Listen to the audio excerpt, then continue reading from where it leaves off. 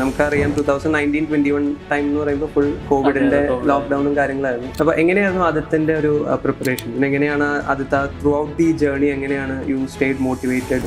അങ്ങനെ പറയുകയാണെങ്കിൽ ഫസ്റ്റ് +1 തുടക്കം തൊട്ട് പറയണം. ലോക്ക്ഡൌണിന് മുമ്പ് ആക്ച്വലി സൺഡേ ബാച്ച് ആയിട്ടായിരുന്നു.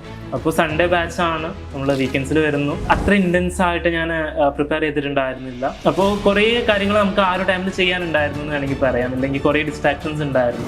നേരെ മറിച്ച് കോവിഡ് വന്നപ്പോൾ എന്തെങ്കിലും പരിപാടികൾ നടക്കുന്ന സമയത്ത് ഞാൻ അത്യാവശ്യം നാട്ടിൽ ആക്റ്റീവായിട്ടുള്ള ഒരാളായതുകൊണ്ട് അവിടേക്കും ഇവിടേക്കും പോകുമായിരുന്നു. നേരെ മറിച്ച് +2 അല്ലെങ്കിൽ ഒരു +1 ലാസ്റ്റ് കോവിഡ് വന്നു.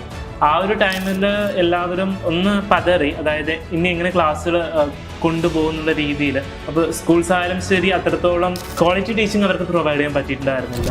അപ്പോൾ എനിക്ക് ഉണ്ടായിരുന്ന പഠിക്കാനുള്ള ഒരു ആശയം PC തോമസ് ക്ലാസ്സസ് ആയിരുന്നു. ആദ്യം വെബെക്സിലായിരുന്നു തോന്നുന്നു ക്ലാസ്സസ് സ്റ്റാർട്ട് ചെയ്തിട്ടുണ്ടായിരുന്നു. അപ്പോൾ അത് വളരെ നല്ല ക്ലാസ്സസ് ആയിരുന്നു. അപ്പോൾ എനിക്ക് ആ ഒരു ടൈമിൽ ആകെ ഫോക്കസ് ചെയ്യാൻ ഒന്നേ ഉണ്ടായിരുന്നു. വെബെക്സിനെ പറ്റി പറയുമ്പോൾ നമുക്ക് ആ ഇനീഷ്യൽ ഡേയ്സ് എനിക്കും വളരെ ഓർമ്മയില്ല. കാരണം നമ്മളത് ഓർഗനൈസ് ചെയ്യുകയൊക്കെ ചെയ്യുന്ന സമയത്ത് നമ്മൾ സ്ഥിരമായിട്ട് ചാറ്റിലും കാണുന്ന ഒരു പേരായിരുന്നു ആദിത്യ. അത്രയും റെഗുലറായിട്ട് എല്ലാ ക്ലാസ്സുകളും അറ്റൻഡ് ചെയ്യുകയും അതിനകത്ത് എല്ലാ ഡൗട്ട്സും എല്ലാം ചാറ്റിൽ അത്ര ആക്റ്റീവായിട്ടുള്ള ഒരു സ്റ്റുഡൻ്റ്. എല്ലാ ക്ലാസ്സുകളും മാക്സിമം എക്സ്പ്ലോയിറ്റ് ചെയ്ത് കണ്ടിട്ടുള്ള ഒരു വ്യക്തിയാണ്. അതിൻ്റെ ഒരു ഔട്ട്പുട്ട് എന്തായാലും ആദിത്യ വന്നിട്ടുണ്ട്.